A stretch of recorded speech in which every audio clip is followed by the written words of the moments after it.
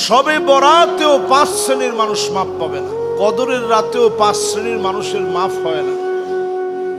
এর মধ্যে 1 নম্বর মুশরিক, যে লোকটা শিরকের সঙ্গে লেগে আছে, আল্লাহ পাক তাকে মাফ করবে না।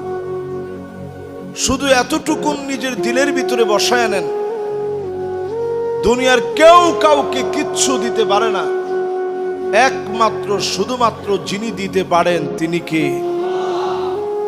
এজন্য এখন থেকে আল্লাহর কাছে চাইতে শুরু করে। শিরকের গুনাহ অজানা অনেক শিরক আমরা করে ফেলেছি, জানি না করে ফেলেছি। আল্লাহর কাছে এজন্য ক্ষমা চান। অজানা যত শিরক করে ফেলেছি আল্লাহ সেগুলো আপনি মাফ করে দেন।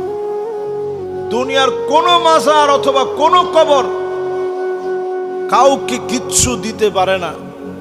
জিন্দা অথবা মুর্দা কোন পীর কাউকে কিচ্ছু দিতে পারে না। দিতে পারেন একমাত্র যিনি, তিনি কে? এটা বললে অনেকে মনে একটু কষ্ট পান, মনে মনে ভাবেন হুজুর আমার পীরের কি ক্ষমতা নাই?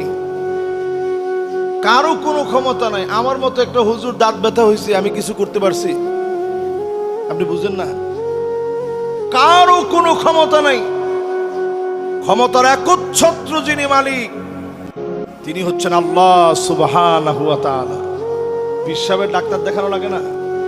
লাগে। আপনি গিয়ে দেখেন স্কয়ারে সব ডক্টরদের সাথে ওনার অ্যাপয়েন্টমেন্ট নেওয়া আছে অগ্রিম, উনি মাঝে মাঝেই দেখান। সমস্ত রোগদের দেখানোর আগে